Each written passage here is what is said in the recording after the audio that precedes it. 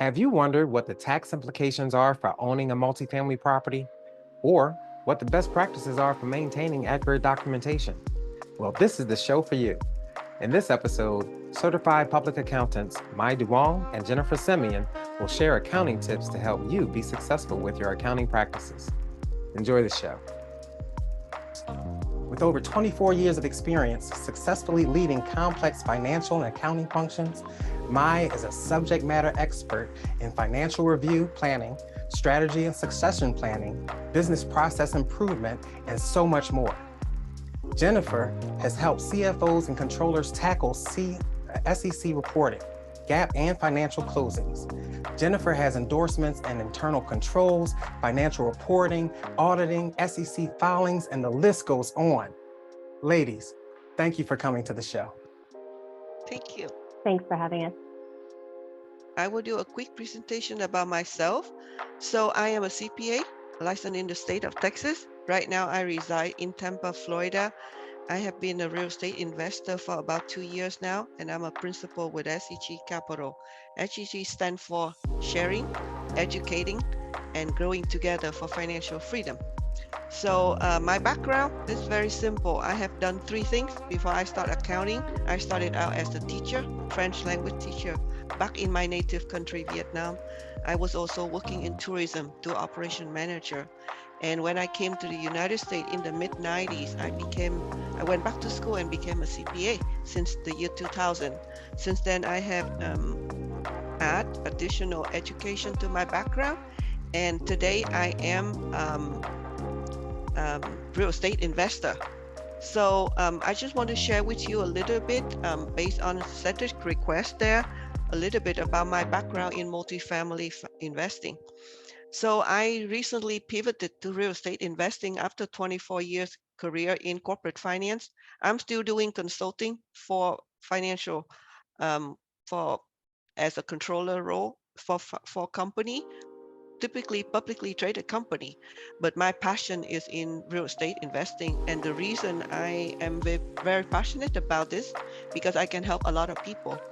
Jennifer and I and myself, being an accountant and being CPA, working with underwriting come naturally to us, but that can be a struggle for others. So we found that in the journey of doing this, we was able to help a lot of people. So I started out as a limited partner, invest in 1 deal. Since then, I went on to become general partner on 4 deals that have been closed and 4 to close. By September, if everything closes on time, I will be partner in 12,7400, and those are typically in the Sun Belt state, Texas, Florida, Georgia so far, and we are going into North and South Carolina, and hopefully a few more states. What I feel the most proud is that in my journey, I have been able to help a few people. We create a community of commercial real estate investor. We create a safe place for women in commercial real estate, and we call it WIN CRI, CRE, Women in Commercial Real Estate. And we also create a community called SEG Capital. Basically, we put things together, we learn together, we share together, and we eventually do deal together. Most of my partner that I'm doing deal with, we found each other through the community. Yeah. So basically, what do we offer? We every Saturday at noontime, Eastern time, we offer an underwriting workshop. We walk a person from zero to finish an underwriting. Our proudest moment is when we was able to help a 19 years old to complete a comprehensive underwriting on the first try. We also have team building every Wednesday at 9 p.m. Eastern time, where we help team develop skill set in different area of commercial real estate. We also have something called daily deal flow review, which in my opinion is very valuable. We do it in the morning on a weekdays, during which we help people who have learned underwriting to present the deal with us. And that takes significant skill and effort to do something like that. And we have a group of team members to opine upon and help the individual doing the underwriting and the presentation to understand more about their deal. Sometimes helping them to reach the decision, go, no go. Yeah. Or going back to the drawing board and continue to do some more work. So our goal is to build wealth together and achieve freedom, not just financial freedom, the freedom of time, the freedom to help others and to reach out to communities. So what we do is we offer all of our services for free. That is by choice. We want to be helpful by design. We are very inclusive by nature. We have anywhere from doctor and business owner, commercial builder to Uber driver in our team. Whoever want to learn, we teach them, and we govern by the golden rule. We treat each other well. So that is what I have done, and um, that's just my journey in commercial real estate. So now I just want to invite my friend and former colleague, a fellow CPA who also are my investor and now partner in deals that we do together, Jennifer Semien. Jennifer. Hi. Yeah, thank you, Mai.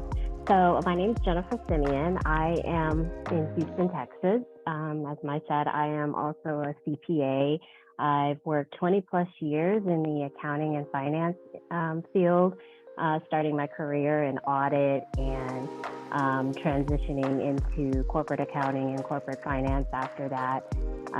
Currently, I am, leading my own fractional CFO, fractional controller services practice.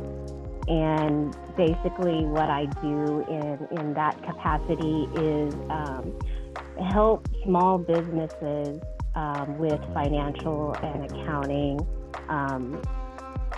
compliance, and as well as strategic advice.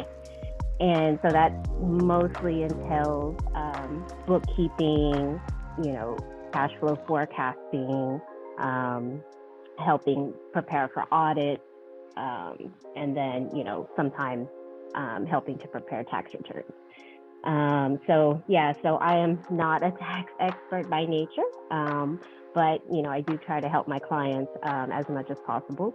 I do work with a lot of very experienced tax professionals, but mostly I am in the process improvement phase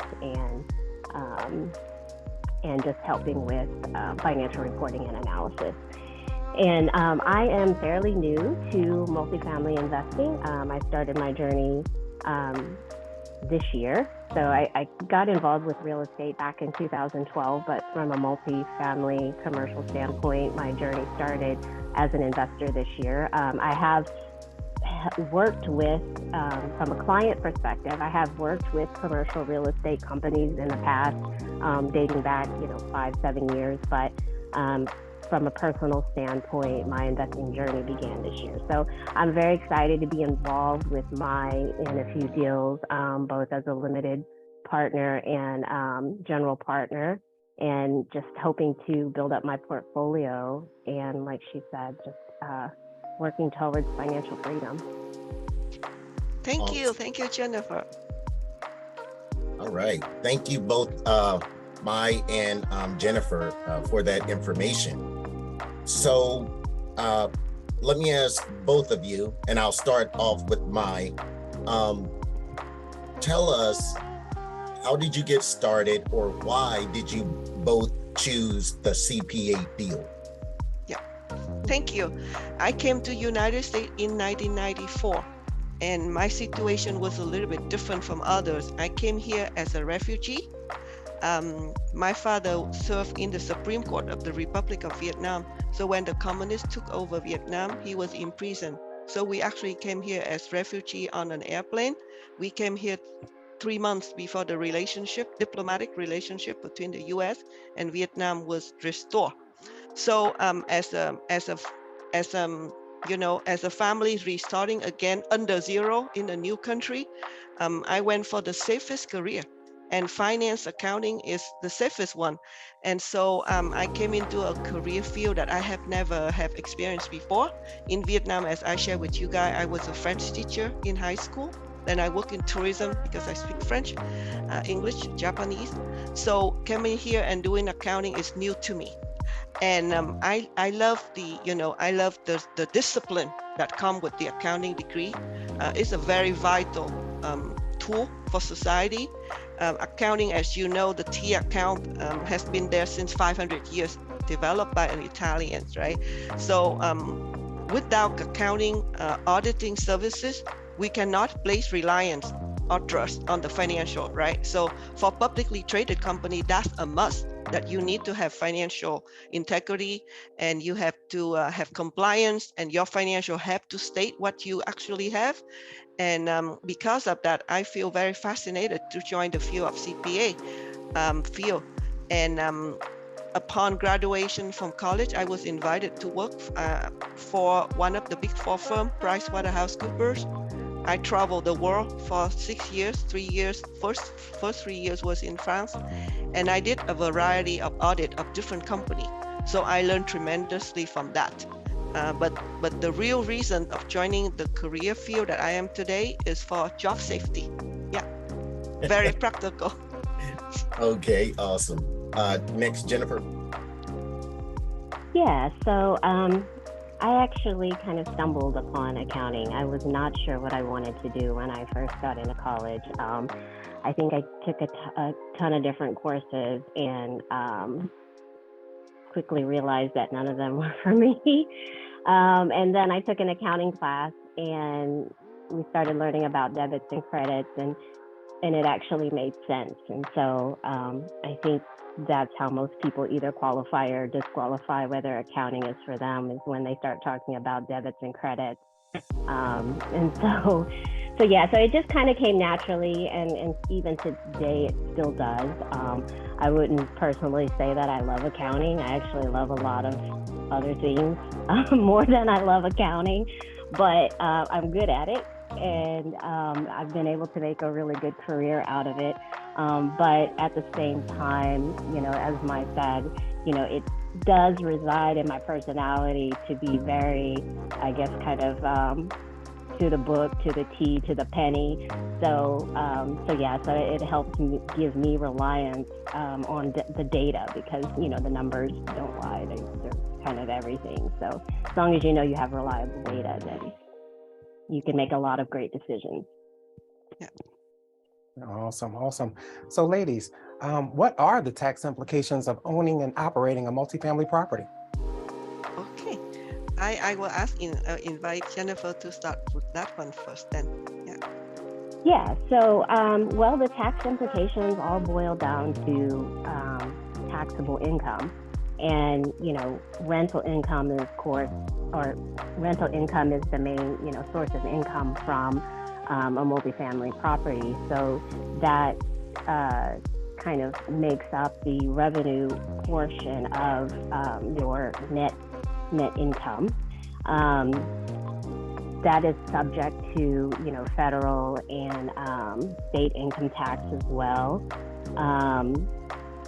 Depreciation, that is a huge topic in multifamily. So depreciation can be claimed for the building and certain assets, which reduces taxable income. There's a lot of strategies that can be taken and considered when it comes to depreciation. And then on top of that, you get tax benefits for other operating expenses, such as deductions for property taxes, mortgage interest, and repair and maintenance costs. So pretty much all of the costs that go into running and operating the apartment or multifamily property can be used to reduce your taxable income. Yep. I want to second what Jennifer said there. So if you compare the other type of investment versus investment in commercial real estate, right? When you invest in stock, for example, you don't get any tax benefit from that. But when you invest in commercial real estate, you can take the deduction. You can definitely buy property as a discount if you acquire it well, and then you have other tax benefit related to the, to the properties, as well as the return on, on the upside whenever your property is sold. So with that, there's a lot of benefit that come with commercial real estate, which you don't have in investing in other format, in other type. Yeah. Okay. So how do you prepare and review the financial statements and reports for multifamily properties? That is my area of expertise, and I can explain that to the audience. So basically, as the owner of the properties, right? When you acquire a company, the first thing that you ask from the sellers and the brokers is the financial of the company, and that is usually called T12, trailing 12 months of profit and loss. So in our accounting parlance, this will be income statement, right? So in that report, the sellers, the owners, the broker will give to show you all of the income that coming in the property, rental income, other income, and all of that, and all of the expense that come out of the property. And the end of it is the NOI, net operating income, that you base the value, the valuation of your property based on that, right? So in order to get let's say if I'm a CPA doing the accounting for a multifamily, I would definitely first of all use a software, because nowadays everything is automated and you use software, right? Either a desktop version or an online version. So we will gather information. We gather it on a periodical basis, right? So financial statement doesn't mean anything if it's not timely. If it's not timely, if it's not accurate, and if it's not, fully representing the activities, the transaction. So the key thing is you need to gather and organize your financial data on a timely basis. That's the first thing, timely. Second, you need to classify it right. So in other words, if it is an operating expense in a periodical basis, it should be in the P&L, profit and loss. If it is something that you incur, like capital expenditure, to expand the life of the property, then that will be not in the capital. It's not in the P&L, right? It will be capital expenditure. So get the information, organize it right, and record it right is the first one. Second, then you will prepare financial statement. And after this, if you guys want, I can pull up a financial so that we can show the audience what it looks like. So when you prepare the income statement, the profit and loss, you also prepare the balance sheet and the cash flow statement of the property. You also prepare rent roll and operating expense report. Those are the things specific to the multifamily, right? So when I was corporate controller, I managed the book of the company, and because it's a manufacturing, it's different industry, you don't have to deal with rent roll. But for the multifamily, rent roll is a very important tool, right? So if you are doing well on the rent roll, if you are on top of collection, then you ensure the survival of your property, because you may have a property with very high occupancy, but if the collection lag behind, you may not be able to collect enough cash to make the payment for the debt, right? So all of that is very important. So the key thing again is timely following up on your account receivable, collection, record things right. Don't collect all of your receipt and do it 3 months later, right? This have to be done step by step. Every month it have to close out. That's just the nature of the periodical work of accounting. Yeah, and then the last one is, as a management company, either as a management company or as the owner of the company, you need to look at the key performance KPI, key performance indicators, to make sure that your apartment on a periodical basis, meaning monthly, achieve the goal that you set it out for them. For example, leasing up. What is your expectation? Your NOI. What is your expectation? The occupancy rate, right? The collection rate, the bad debt write-off. All of that are very important. And again, like I said, financial would not mean anything if it's not accurate, if it's not timely, and it's not reporting in the right period. Yeah. So with that, if you guys have a few minutes, I can show on the screen a typical financial of a company. So this one is a big property that we actually will walk tomorrow in Tampa, Florida, 640 unit. So you can see on here, this is a crash course on financial of commercial real estate, right? When you buy a single family home, there's nothing like this because you are the one make the payment. For a commercial property, the rental income is the one that make the payments, right? So it all depends on how well you run it and how well you produce the number. So you always start it out. This is the trailing 12 month, right? So you see all of the 5 months here, adding up to the total of 1 year, right? And then you see specific category. All of the little number that you see here, those are the accounting stuff, right? These are the GL number, general ledger number. When you see a report with a number like this, you typically can rely on the financial data more because it comes straight from the system. If, however, you see a list with just all of the beautiful name, but no number there, that might be typed up by someone. So you may think that you look at the financial, but it might have been, manipulate, right? The number may have been correct. You can't tell for sure, right? I also want to caution the audience that even if you are provide a financial, that doesn't mean that it's correct because they only provide to you what is it that they record. Or if we use the casual language, they book it, right? So that doesn't mean that it's sufficient. When you do the work, you still have to verify to make sure it's right. And that is the whole process of underwriting that we teach every Saturday. So with this, right, you see the main category, which is rent, and then you got all of the things that go against the rent, like the loss to lease, right? Vacancy loss and other type of loss. For example, you have bad debt. So for this property, you see 112,000 bad debt, right? You see concession that we give to employee or to the tenants and all of that. Then you have other income. Other income are anything else that you earn from the tenant outside of rental. So with all of that 4 pieces, you come up with the total income here, right?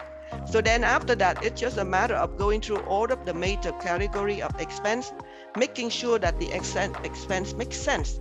So for example, we see all of this number, right? How do we know that the expense makes sense? So the typical, suggestion for the audience is you will look at the number, right? If I am given a number and say that this property incur $110,000 a year for advertising, I will have no idea what that means, right? But if you put that in the context of per unit or per percentage, then you can say, that makes sense.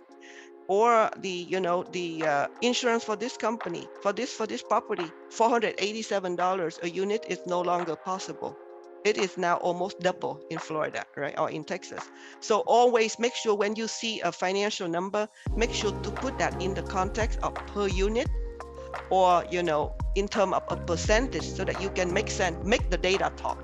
If you just look at the number itself, it doesn't really say a whole lot.